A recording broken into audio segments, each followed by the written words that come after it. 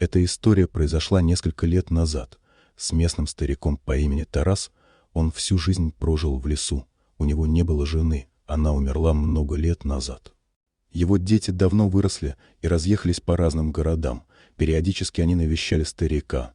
Но это был редкий случай. Но Тарасу не было скучно в лесу, ведь у него было много занятий. Летом он ходил в лес за грибами и ягодами, проводил много времени на рыбалке, ведь рыбы в местной реке было достаточно. Лес был полон ягод и грибов. Старик любил сидеть на камне возле реки и слушать шум природы. Тарас по-настоящему ценил время, проведенное в лесу. Это приносило ему счастье и умиротворение. Зимой он заготавливал дрова, расчищал свою территорию в лесу от снега. Также ходил на зимнюю рыбалку на местную речку. Тарас полностью сосуществовал с гармонией природы. Его дети звали его переехать в город поближе к ним. Они даже предлагали купить старику квартиру, чтобы там доживать свои годы, но старик отказался, ведь для него нет ничего роднее домика в лесу. И вот однажды, когда старик отправился на свою привычную ежедневную прогулку по ближайшему лесу, на середине прогулки он услышал слабый плач. Удивленный, старик последовал за звуками и обнаружил маленького волчонка, запутанного в колючую проволоку.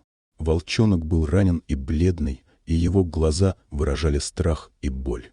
Тарас понял, что без его помощи волчонку не выжить. Он начал думать, что же сделать. Старик был проникнут состраданием и решил помочь волчонку. Он аккуратно поднял его и осторожно обмотал раны, чтобы предотвратить инфекцию и остановить кровотечение. Затем старик обернул волчонка в свою теплую куртку и унес его домой. В течение следующих нескольких недель старик заботился о маленьком волчонке. Он кормил его, обрабатывал раны специальным кремом, который помогал залечить его раны. Старик проводил много времени с волчонком, играя с ним и даря ему любовь и заботу.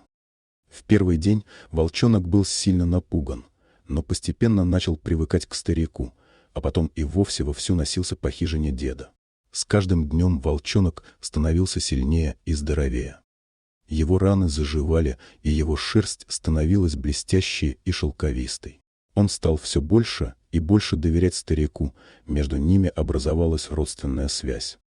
Тарас не хотел расставаться со своим новым другом. Он очень полюбил его, дед воспринимал волчонка как собственного ребенка. Однако старик знал, что волчонок должен вернуться в дикую природу, которой он принадлежит. Тарас понимал, что долгим пребыванием в домашних условиях волчонок потеряет свои инстинкты и не сможет выжить в дикой природе самостоятельно. Поэтому, когда раны волчонка полностью зажили, старик принял решение отпустить его. Волчонок был готов к этому моменту, его раны затянулись, он окреп и значительно набрал в весе. В свой последний день с волчонком старик провел с ним время в лесу, где они вместе наслаждались природой. Старик прощался с волчонком, понимая, что это лучшее для его будущего. Когда наступило время, старик открыл клетку, и волчонок выскочил на свободу. Волчонок пробежал несколько метров вперед, остановился и посмотрел на старика с благодарностью в глазах. Затем он исчез в глубине леса. Старик смотрел в направление, где исчез волчонок, и улыбнулся. Он знал, что сделал правильное решение, помогая волчонку и отпуская его обратно в дикую природу. С тех пор старик каждый день возвращался в лес и надеялся увидеть волчонка. Он заботился о дикой природе и считал, что ему было уделено что-то особенное — быть свидетелем чуда жизни и возрождения. Но, к сожалению, старик не встретил волчонка. Он верил, что с малышом все хорошо, и он смог оправиться после жизни вне природы. С того дня прошло чуть больше 3 лет. Тарас уже не так часто вспоминал о данной истории и о волчонке. Одним летним утром, когда лес был наполнен звуками природы, старик отправился полюбоваться прекрасными видами таинственного леса. Он гулял, слушал пение птиц и наслаждался природой, попутно собирая еловые ветки для банных веников. Как вдруг он услышал громкие разговоры в лесу, он очень сильно удивился, ведь за всю жизнь проживания в тайге он не встречал людей в такой глуши. Ему было интересно, и в тот же момент страшно. Он не понимал, что это за люди. Через 1 минуту на него из чащи вышло 5 мужчин. Они направились в сторону деда и схватили его, привели в глухую чащу, чтобы никто не услышал его крики о помощи. Старик был слаб и хил, и бандиты знали, что он не сможет сопротивляться. Бандиты поставили старика на колени и угрожали ему расправой. Тарас уже предвидел, что его время на земле подошло к концу. «У нас нет времени на игры», — прохрипел один из бандитов, выхватив нож. «Ты нам что-то должен, старик, и мы собираемся взять это сейчас». Старик медленно поднял глаза и смотрел прямо в глаза своих мучителей. Он знал, что бандиты не уйдут с пустыми руками, но он не мог позволить им узнать о том, что он спрятал в своем доме. Как оказалось, в доме старика находятся драгоценные украшения, которые он получил в наследство от своего прадеда. Неизвестно, как бандиты узнали о них. Но было ясно одно, что без украшений они не оставят старика в покое. Тарас не хотел ничего им отдавать, ведь это была единственная память о его прошлом. Он так долго хранил эти украшения, они стали частью его жизни. Вдруг в тишине леса раздался рев. Незнакомый звук поверг бандитов в шок. Они оглянулись, пытаясь понять, что произошло. Старик тоже не понимал, в чем дело, но он знал, что здесь водятся опасные хищники. Как вдруг из гущи кустарника выбежал волк. Он скалился на людей и всем своим грозным видом показывал свое превосходство над ними. Волк был мощным и величественным, его глаза сверкали ярким огнем.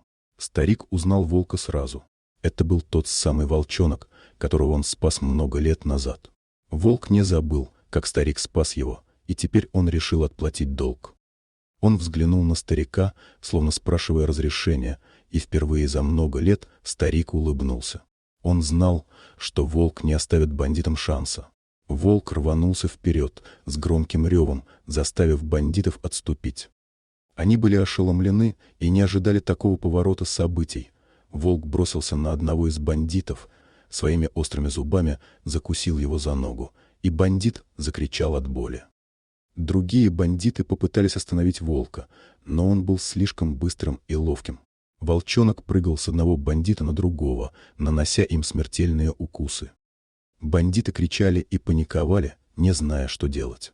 Им даже не помогло их оружие, которое против разъяренного волка было бессильно. Старик наблюдал за событиями с глубоким чувством благодарности и гордости. Он знал, что его старый друг не подведет его.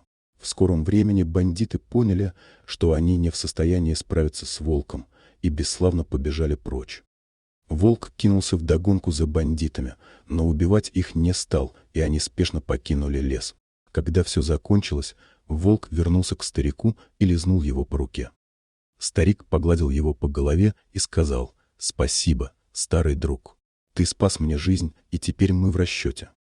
Волк взглянул на старика, словно улыбаясь, и медленно исчез в лесу. Старик понял, что волк уже не нуждался в его защите. Он нашел новую свободу и счастье в дикой природе. Старик остался в лесу, улыбаясь и вспоминая все приключения, которые они пережили вместе. Он был благодарен волку за его защиту и верность. И хотя бандиты покинули лес, старик знал, что он всегда будет в безопасности под охраной своего давнего друга.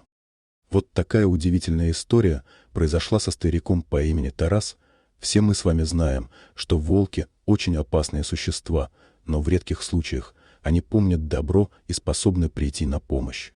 Дорогие друзья, если вам понравилось видео, поставьте лайк, а также подписывайтесь на канал, где наши авторские истории выходят каждый день.